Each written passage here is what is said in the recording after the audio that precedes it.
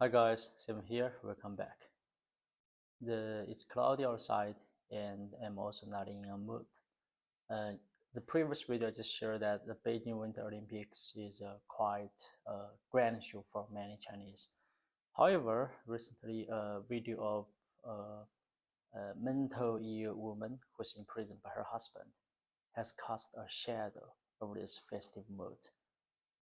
In this video, the woman looks haggard and her hair hangs lankly, and she stands in the doorway of the shank, which is made out of brick. And despite the January cold weather, and she just wear a light and ragged sweater. And there's a metal chain around her neck, secured with a lock, and affixed it to the wall, preventing her from going any further. This world doesn't want me. This is what this woman said. Ironically, her husband used to have a douyin account, and where she will share a video of his 8 children.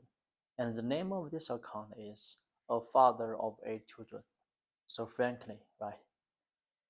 More ironically, this account has gained more than 60,000 followers with 200,000 likes. So imagine that. A mother of 8 children has been imprisoned and locked up all day in a squalid shack, and a father of 8 children has promoted his family and asked for the sympathy from the public to hide his hypocrisy. Until I published this video, and his husband has been currently hospitalized, and police say that the result will be released at appropriate time. It's a kind of a sad story. Just let's figure out what are the main reasons behind this. The first reason, the China's one-child policy. The preference for sons has deep roots in Chinese society, stretching back to the Confucian idea that only males can carry on the family line, and the idea that the boys have much values, the economic values, than girls. So, as we all know, the China's one-child policy has been strictly enforced with fines between 1979 and 2016. And due to this policy, that some families may choose to terminate the pregnancy of the girls. So in normal circumstances, the sex ratio in birth in China is usually considered to be 106 male to 100 females. So meaning that more than 30 million males were born than the females in China. In other words, those bachelors were more likely to spend money to buy their bribes. The second reason, the outflow of the women.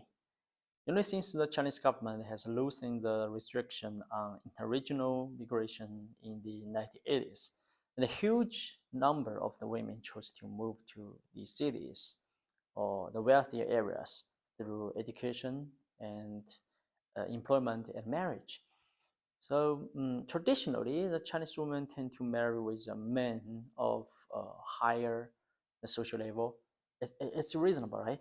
And so as a result, that many men from lower social classes in poor areas, face difficulty in finding their bribes. So the more impoverished and backward the area, the greater the possibility of women living, and the more serious the gender imbalance problem. Based on the current plight, there are some of my suggestions. The first one, the policies should encourage the establishment of the social security system, and most importantly, an old age insurance system for the rural people.